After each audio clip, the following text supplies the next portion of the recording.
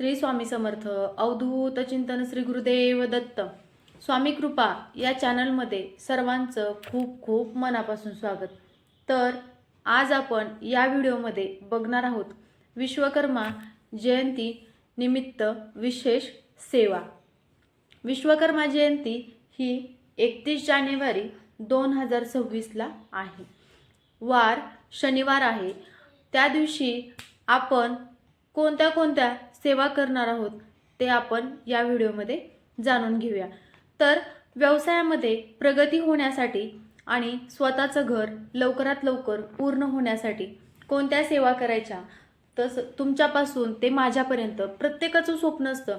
माझं सुद्धा खूप चांगल्या ठिकाणी म्हणजेच एखाद्या प्रोफेशनल ठिकाणी किंवा एखाद्या सिटीमध्ये खूप छान स्वतःचं घर व्हावं असं प्रत्येकाची इच्छा असते आणि त्यासाठी प्रत्येकजण धडपडत असतो, प्रचंड मेहनत घेत असतो। पण या मेहनतीबरोबरच जर अध्यात्माची जोड असेल तर कोणतंही काम म्हणा किंवा घराचं काम म्हणा हे पूर्ण झाल्याशिवाय राहत नाही। तर आणि बऱ्याच जणांना व्यवसायामध्ये सुद्धा फायनान्शियल अडचणी येतात किंवा बऱ्याच काही अडचणी असतात, त्यांना त्या अडचणींना सामोरे जावं लागतं। तर या सगळ्या गोष्टींचं निवारण होण्यासाठी आपल्याला विश्वकर्मा जयंतीपासून एक सेवा करायची आहे, ते तुम्ही या व्हिडिओमध्ये सांगणार आहे। तर हा व्हिडिओ सर्वांनी नक्की शेवटपर्यंत बघा। पुन्हा एकदा सर्वांना श्री स्वामी समर्थ। तर पहिला आपण विश्वकर्मा देवांबद्दल थोडीशी माहिती जाणून घेऊया। विश्वकर्मा देव हे देवांचे शिल्पकार, वास्तुकार आणि अभियंता मानले जातात। हिंदू धर्मात ते सृष्टीचे रचनाकार म्हणून पूजले जातात, जे काही निर्माण, बांधकाम, कला, हस्तकला, यंत्रे यांच्याशी संबंधित आहे त्यांचे ते अधिष्ठाता देव आहेत। विश्वकर्मा देवांची ओळख बघायला गेलं तर विश्वकर्मा देव हे देवांचे शिल्पकार आहेत। तसंच त्यांचं वाहन हंस आहे। हातात असणारी आयुधे जी आहेत, हातोडा, कुऱ्हाड, मापनदंड, कमंडलू ही त्यांची आयुधे आहेत। त्यांचे गुण जे आहेत, विश्वकर्मा देवांचे गुण खूप त्यांची बुद्धिमत्ता, त्यांचं कौशल्य, त्यांचं परिश्रम, शिस्त आणि त्यांची कला खूप छान आहे। म्हणजे त्यांनी ज्या वास्तू तयार केल्या आहेत त्या सुद्धा खूप छान आहेत। तर बघा, विश्वकर्मा देवांनी ज्या केलेल्या महान निर्मिती आहेत त्या सुद्धा आपण बघूया। विश्वकर्मा देवांनी स्वर्गलोक म्हणजे इंद्रांसाठी त्यांनी स्वर्गलोक निर्माण केलं। श्रीकृष्णासाठी त्यांनी द्वारका नगरी निर्माण केली। तसेच रावणासाठी लंका, पुष्पक विमान, अनेक दिव्य अस्त्रे, राजवाडे आणि नगरे सुद्धा त्यांनी निर्माण केलेली आहेत। आता विश्वकर्मा देवांची पूजा कोण करतं, तर सुतार, लोहार, कारागीर म्हणजेच जे काही अभियंते, इंजिनियर असतील, आर्किटेक्चर असतील, फॅक्टरी कामगार असतील, यंत्र उद्योगाशी संबंधित लोक असतील, हे सगळे लोक विश्वकर्मा देवांची पूजा करतात। तर विश्वकर्मा या दिवशी बरेच जण साधने, यंत्रे, अवजारे यांची सुद्धा पूजा करतात। या दिवशी नवीन काम असेल, घराचं काम सुरू करायचं असेल, कोणाला पायाचं म्हणजे घराचं जे बेस लेवल जे असते ना, पायाचं खोदकाम जे असतं का, ह्या सगळ्यांना सुरुवात जर करायची म्हणलं तर तुम्ही विश्वकर्मा जयंतीपासून सुद्धा सुरू करू शकतात। आता घर व्यवसायासाठी सुद्धा आपल्याला घराच्या बांधकामासाठी जे काय अडथळे येतात व्यवसायामध्ये ते दूर होण्यासाठी आपण विश्वकर्मा देवांची सेवा करू शकतो। परत नंतर व्यवसायामध्ये प्रगती होण्यासाठी, हाताला काम आणि कौशल्य मिळण्यासाठी, या सगळ्या गोष्टींसाठी आपण विश्वकर्मा देवांची सेवा करू शकतो। तर बघा, आता विश्वकर्मा देव हे कारागिरांचे आराध्य दैवत मानले जातात आणि प्रत्येक कारागीर, प्रत्येक मोठ्या मोठ्या कंपन्या असतील, मोठ्या मोठ्या कारखाने असतील, या ठिकाणी सुद्धा विश्वकर्मा देवांची पूजा केली जाते। तर आता बघा, मी सुद्धा बऱ्याच ठिकाणी पाहिलं आहे, बऱ्याच मोठ्या मोठ्या कंपन्या पाहिल्या आहेत, मेन एंट्रन्सलाच विश्वकर्मा देवाचा फोटो असतो। तर आता आपल्याला व्यवसायामध्ये प्रगती होण्यासाठी, आपला नवीन व्यवसाय चांगला चालावा यासाठी आपल्याला विश्वकर्मा जयंतीच्या दिवशीपासून सेवा करायची आहे।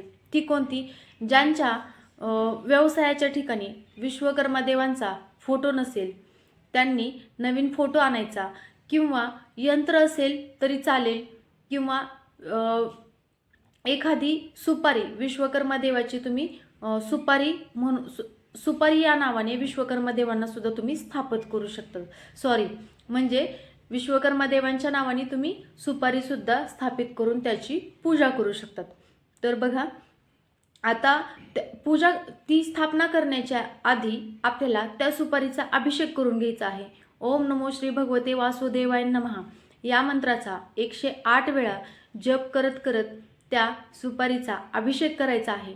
नंतर त्या सुपारीला परत नंतर आपल्याला व्यवस्थित स्थापित करायचे आहे. स्थापित करण्यापूर्वी थोड्याशा अक्षदा टाकायच्या, त्यावर हळदी कुंकू टाकायचं, आणि मग विश्वकर्मा देवांना म्हणजेच त्या सुपारींना त्या तांदळाच्या ह्याच्यावरती विराजमान ठेवायचं, म्हणजे त्या तांदळावरती त्यांना ठेवायचं. हे झाल्याच्या नंतर हळदी कुंकू, अक्षता, अष्टगंध लावून त्यांची पूजा करायची आणि त्यांना पिवळं फूल अर्पण करायचं. पिवळं फूलच का, तर विश्वकर्मांना विष्णू देवता असं सुद्धा मानलं जातं.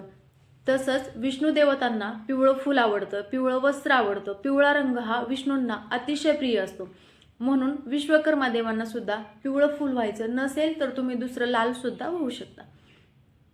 पूजा वगैरे सगळी झाल्याच्या नंतर त्यांना धूप दीप ओवाळून नमस्कार करायचा आहे. हे विश्वकर्मा देवा, माझ्या व्यवसायामध्ये अडथळे येत आहेत, माझा व्यवसाय बसला आहे, तर या सगळ्या गोष्टींचं निवारण तुम्ही करा. माझा व्यवसाय चांगला चालू द्या, मला चांगलं प्रॉफिट मिळू द्या, आणि माझ्या व्यवसायामध्ये चांगली प्रगती होऊ द्या, हीच तुमच्या चरणी प्रार्थना, असं म्हणून त्यांना आशीर्वाद घ्यायचा. आणि त्या दिवशीपासून तुम्ही रोज 108 वेळा, किंवा शक्य नाही झालं तर 11 वेळा किंवा 21 वेळा रोज ओम विश्वकर्माय नमः, ओम विश्वकर्माय नमः या मंत्राचा जप तुम्ही रोज 108 वेळा करायचा. म्हणजे ज्या पण दिवशी तुम्ही ज्या वेळेस तुमच्या व्यवसायाच्या ठिकाणी गेलात, धूप दीप अगरबत्ती फोटोला ओवाळायची, किंवा तुम्ही ते पूजा सुपारी वगैरे स्थापन केली ना, विश्वकर्मा देव म्हणून सुपारीची वगैरे स्थापना केली, त्याला तुम्ही अगरबत्ती धूप दीप ओवाळून नैवेद्य म्हणजे प्रसाद तुम्ही साखर ते दाखवू शकता रोज. आणि प्रत्येक बुधवारी, गुरुवारी पिवळा प्रसाद म्हणजेच केळी असेल, पिवळे पेढे असतील, असा तुम्ही प्रसाद सुद्धा दाखवू शकतात. हे सगळं झाल्याच्या नंतर मग परत नंतर तुम्ही रोज तिथून पुढं रोज तुम्ही ओम श्री विश्वकर्माय नमः किंवा ओम विश्वकर्माय नमः या मंत्राचा तुम्ही रोज जप करायचा आहे. हे नाही जमलं तर ओम श्री नमो भगवते वासुदेवाय नमः हा पण मंत्र सोपा आहे. यापेक्षा ओम श्री विश्वकर्माय नमः हा मंत्र सुद्धा छोटा आहे आणि तुम्हाला म्हणायला पण सोयीस्कर पडेल. हा रोज म्हणायचा 11 वेळा किंवा 21 वेळा. आता हे झालं तुमच्या व्यवसायासाठी. आता स्वतःचं घर होण्यासाठी काय करायचं, तर तुम्ही ही सेवा फक्त तुमच्या व्यवसायाच्याच ठिकाणी नाही तर घरामध्ये सुद्धा आर्थिक अडथळे येऊ नये, घरामध्ये जे काही तुम्हाला मार्ग, म्हणजे आता बऱ्याच महिलांना वाटत असतं, बऱ्याच घरात वाटत असतं की मला पैसा कमवण्याचे बरेचसे मार्ग खुले व्हावेत, बरेचसे मार्ग योग जुळून यावेत, पैसा कमवण्यासाठी बरेचसे जे काही मार्ग आहेत ते जुळून यावेत. मग काही केल्याने अडचणीच येत असतात. तर त्यासाठी सुद्धा तुम्ही घरामध्ये असे काही अडथळे येऊ नये, घरामध्ये फायनान्शियल प्रॉब्लेममधून खूप चांगली प्रगती व्हावी, चांगला उच्चांक गाठावा, यासाठी सुद्धा तुम्ही घरात पण ही सेवा करू शकता देवासमोर. आता स्वतःचं घर होण्यासाठी काय करायचं, तर तुम्ही देवासमोर एक पाट मांडायचा. पाटावरती पिवळं वस्त्र घ्या किंवा लाल वस्त्र घ्या. त्यावरती तुमच्याकडं विश्वकर्मा देवांचा फोटो असेल तर ठीक, नसेल तर तुम्ही विश्वकर्मा यंत्र असेल तरी चालेल, नसेल तर तुम्ही मगाशी सांगितल्याप्रमाणे सुपारी घेऊ शकता. सुपारीचा व्यवस्थित अभिषेक वगैरे करून नंतर ती पाटावरती किंवा पिवळ्या वस्त्रावरती खाली थोडेसे तांदूळ टाकून व्यवस्थित त्यांची स्थापना करायची. स्थापना केल्याच्या नंतर तुम्हाला त्याची विधिवत पूजा करून हळद कुंकू अक्षदा अष्टगंध सगळं हे झाल्याच्या नंतर धूप दीप ओवाळायचं, पिवळी फुलं अर्पण करायची. हे झाल्याच्या नंतर पिवळा नैवेद्य दाखवायचा. मग काय, पिवळा शिरा असेल, केळी असेल, पिवळे पेढे असतील, हे सर्व दाखवून झाल्याच्या नंतर विश्वकर्मा देवांना प्रार्थना करायची. हे विश्वकर्मा देवा, मी बरेच दिवस झालं माझ्या स्वतःच्या घरासाठी प्रयत्न करत आहे, पण मला खूप प्रॉब्लेम येत आहेत. तर माझं लवकर स्वतःचं घर उभं राहावं हीच तुमच्या चरणी प्रार्थना. आणि मी आजपासून विश्वकर्मा चालीसा जोपर्यंत माझं स्वतःचं घर उभं राहत नाही तोपर्यंत मी विश्वकर्मा चालीसा ही सेवा करणार आहे. आणि ती तुम्ही माझ्याकडून निर्विघ्नपणे पार पाडून घ्या किंवा करून घ्या. आता काय करायचं, पूजा वगैरे झाल्याच्या नंतर तुम्हाला 108 वेळा ओम नमो श्री भगवते वासुदेवाय नमः या मंत्राचा जप करायचा आहे.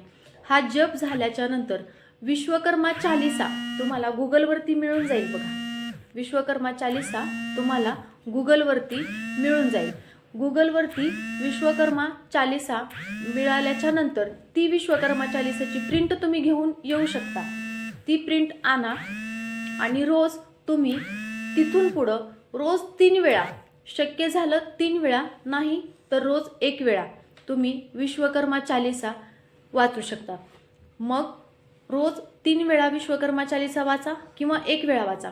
ही सेवा तुम्हाला तुमचं घर जोपर्यंत उभं राहत नाही तोपर्यंत तुम्हाला ही सेवा करायची आहे. तर बघा, याचे सुद्धा खूप छान फायदे आहेत आणि बऱ्याच जणांचं घराचं स्वप्न सुद्धा पूर्ण झालं आहे. मी सुद्धा ही सेवा चालू केली, पण काही गोष्टींमुळे माझी ही सेवा खंडित झाली. म्हणजे मला आमच्या घरामध्ये काही प्रॉब्लेम झाल्यामुळं ही सेवा माझी तशीच अर्ध राहिली. पण ती सेवा मी विश्वकर्मा जयंतीच्या दिवशीपासून मी ही सेवा पुन्हा चालू करणार आहे. तर तुम्ही सुद्धा ही सेवा नक्की करा. तर व्हिडिओ आवडला असल्यास लाईक करा, शेअर करा, कमेंट करा आणि सेवा करायला नक्की विसरू नका. काही सांगताना चूक झाली असल्यास त्याबद्दल माफी असावी. श्री स्वामी समर्थ सर्वांना.